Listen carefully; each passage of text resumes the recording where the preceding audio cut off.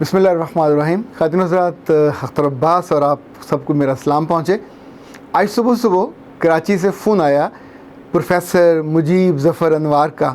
ये हमारे बचपन के दोस्त हैं, यानी जब मैं फूल में था तो उस वक्त मुझसे ये बड़े थे और लिखते होते थे मुख्तलिफ़ सालों में। फिर मैं कराची जाता था तो उनसे मुलाकात भी होती थी, इनके घर वालों से मुलाकात भी होती थी।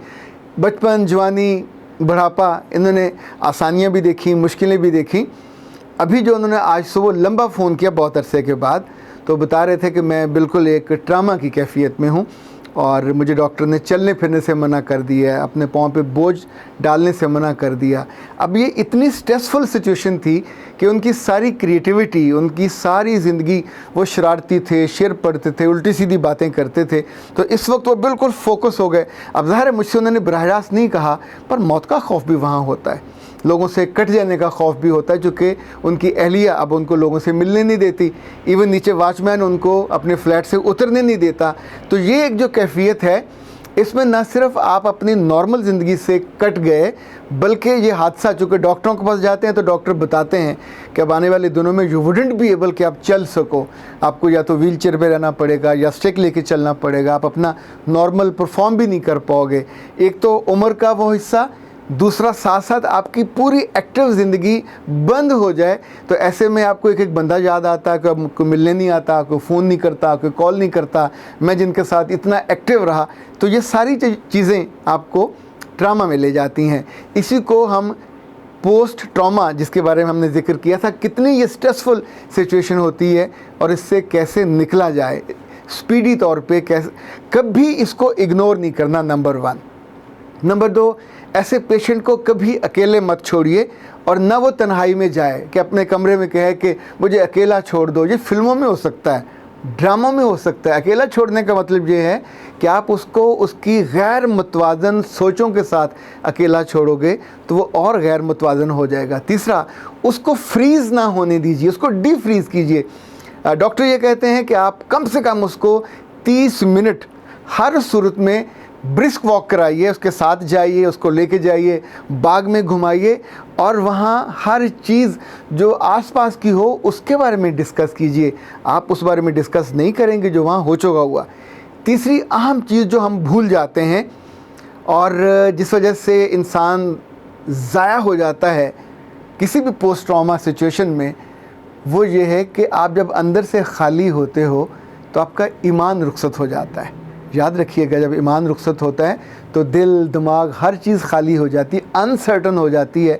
आपके ज़िंदगी में जो, जैसे जहाज़ को रोकना हो समंदर में किसी साहिल पे, तो बहुत सारा बड़ा सा वज़नी पत्थर गिराया जाता है जो संगलों से बंधा हुआ होता है और ये उसको रोकता है आगे बढ़ने से, दाएं बाएं होने से।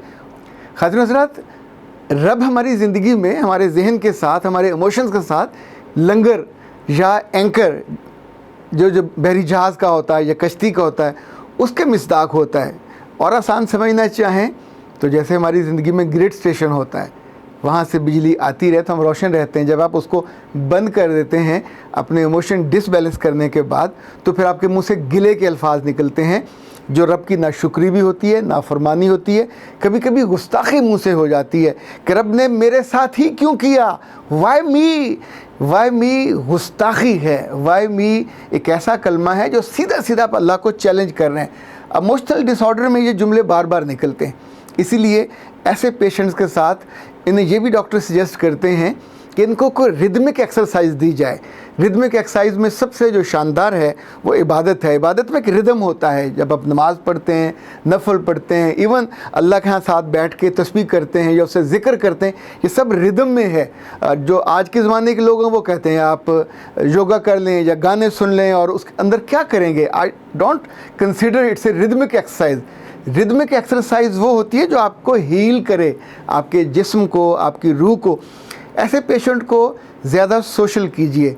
ऐसे पेशेंट के जो पुराने दोस्त हैं उनको ढूंढिए और उनके साथ उसको लिंक अप कीजिए ताकि उसके साथ वो बात कर पाए। ऐसे पेशेंट्स को कोशिश कीजिए कि किसी वॉलंटियर काम में, किसी अलखिदमत में लगा दें, ईदी में लगा दें, किसी जहाँ पेशेंट्स हैं बीमार होते, ज़हनी अमराज वाले, वहाँ ले जाइए 1-2 घंटे ताकि उनको सर्व करें, उनके साथ बैठे उसे चैरिटी पे लगाइए, उसके हाथों खाना तकसीम करवाइए, उसके हाथों गरीबों को चाहे आप पैसे दिलवाइए, खाना दिलवाइए, कुछ ऐसा काम कीजिए जिससे उसका पूरा जिस्म इन्वॉल्व हो।